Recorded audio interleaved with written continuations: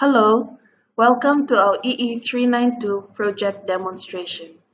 Our project is Speaker Recognition System Design and Development.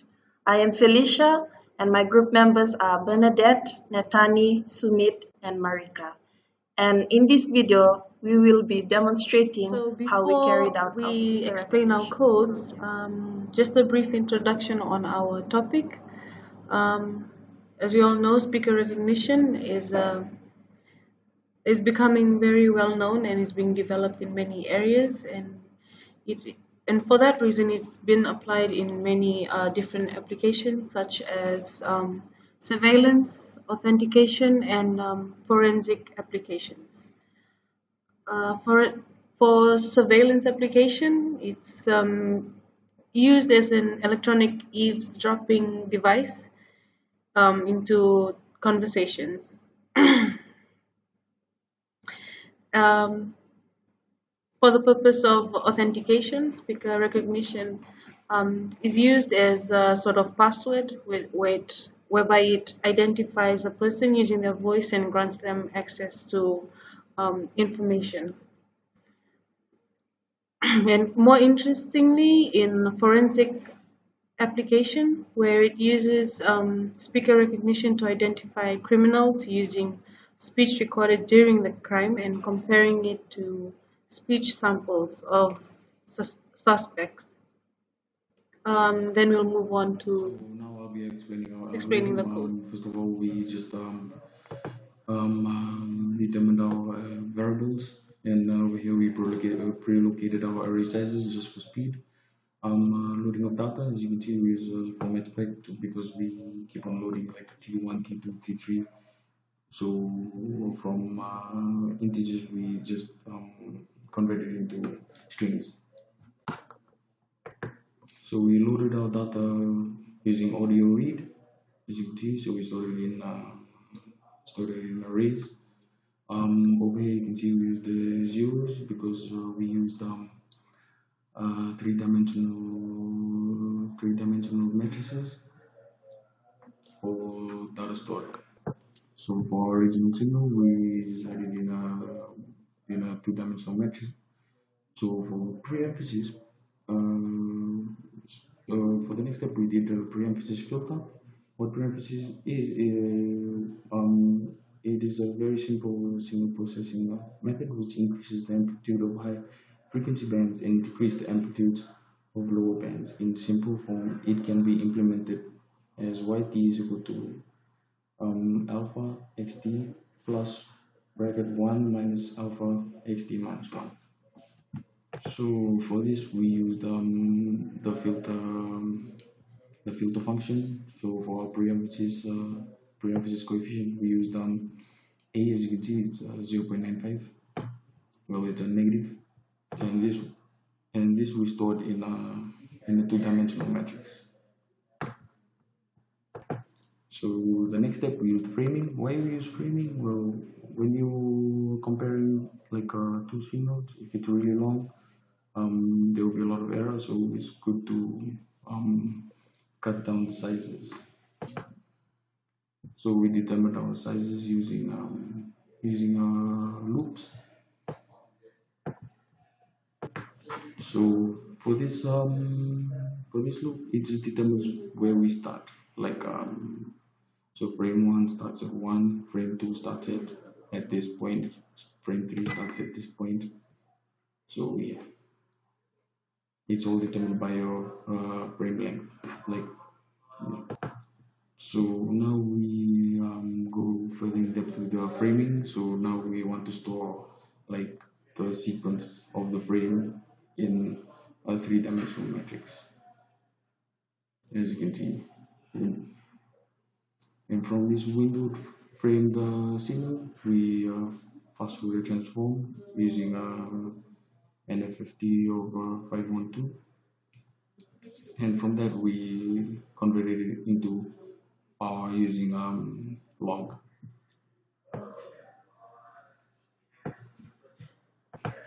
Sorry about that, not power, it's energy spectrum. And then from energy spectrum, When you want to convert it to power spectrum, you just everyone knows about that equation. It is E squared upon T, or for in this case, it's E squared upon N.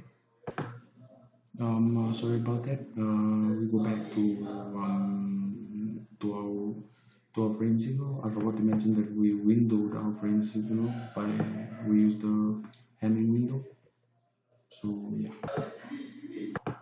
So now we convert our signal from frequency domain into null frequency domain. This can be achieved using the following function. So 1100 to 37 log 1 upon like your frequency domain. So 1 to the 0 frequency divided by 700. So with your null frequency signal, you pass it through a null filter bank. A null filter bank is important due to following reasons. It applies the null frequency scaling, which is a perceptual skill that helps to simulate the way human ear works. It corresponds to better resolution at low frequencies and less at high.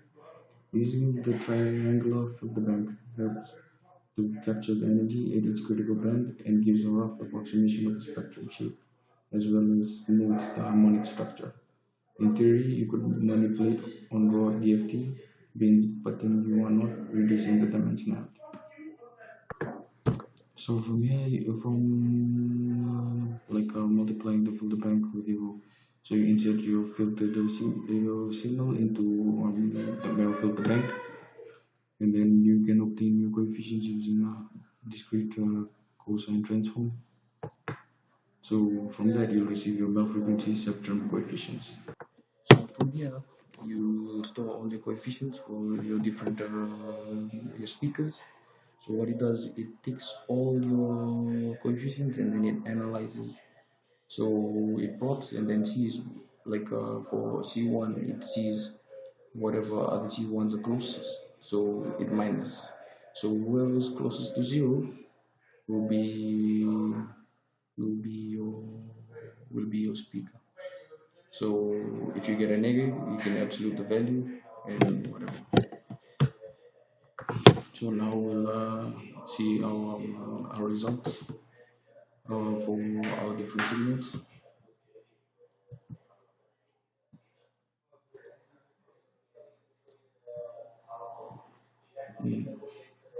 So this figure gives off of the bank. So we have all our data stored. Now let us plot graphs of the data computation. So for this, we will be choosing like which frames we want to plot. So now we'll enter which speaker. So speaker 1, 5, 5, and frame 450.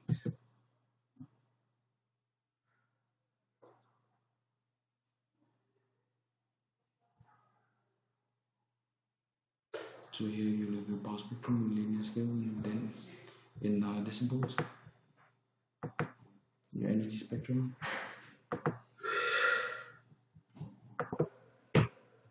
So here we plotted after windowing. Okay, for this one, we'll start from the start. So this is our original signal.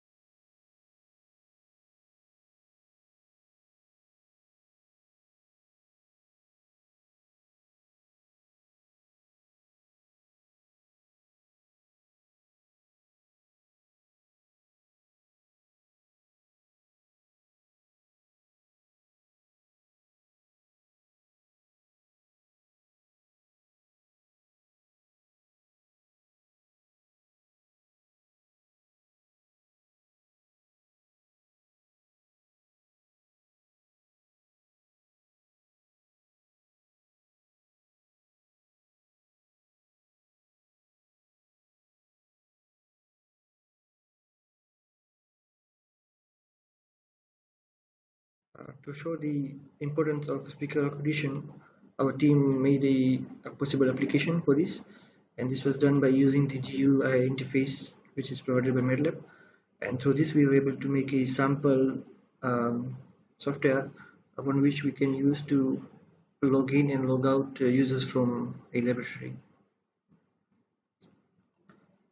I'm now going to show the GUI we made and explain how it works.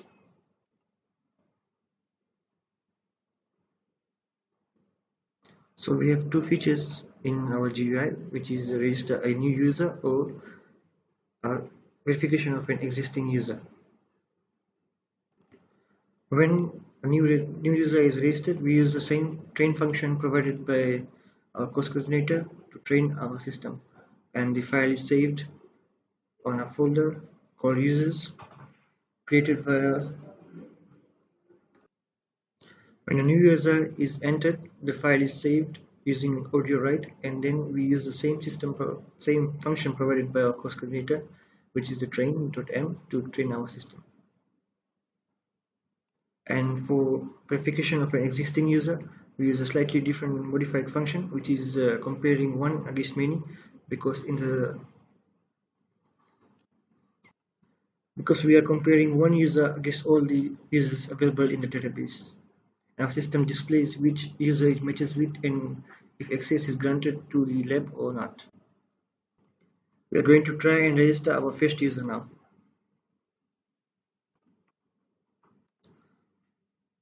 I am Sumeet Kumar. And now the second user. I am Felicia.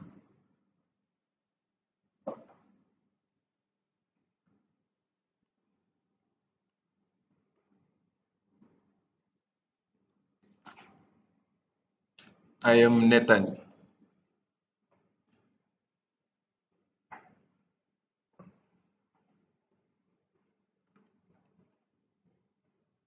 I am Bernadette.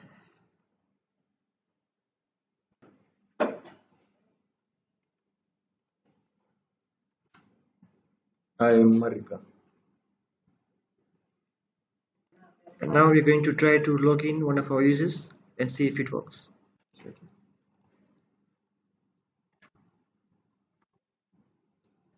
I am Felicia. And you can see that access has been granted to the user. And let's try with someone else. I am Felicia. And you can see that the voice matches with that of speaker 5 and access is not granted, but we can see that the voice matches with the last speaker. And that you can see that was a system error, and that is possible cause is due to noise of the air conditioning device. Try and do verification of individual users with their correct names and voices. I am Sumeet Kumar. Login successful. And who's this thing? Okay. I am Netani. Yes, again. Let's go. I am Bernadette. Works as well. 5. I am Marika. Yes.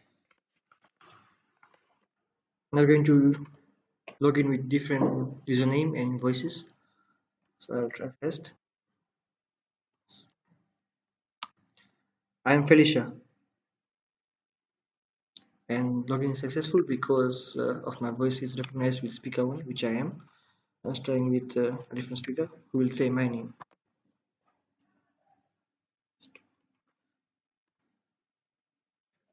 I am Sumeet. And you can see the login is failed. And learn throughout this project, speaker recognition uses digital processes such as framing, windowing, FFT, and MFCC. This proves that digital signal processing is indeed an integral part of any speaker or speech recognition applications. Moreover, in order to acquire the MFCC of any dataset, it is important to note how to carry out the processes of framing, windowing, and FFT analysis procedures. In addition, we were also able to use the train and test datasets that were provided on Moodle, and we were also able to develop a GUI to test our application that we had developed using all the different voices of the group members. And finally, the group was able to acquire the desired output, which was to identify the speech data from the data that was trained, and therefore the project was implemented successfully. This concludes our video presentation, and thank you for watching.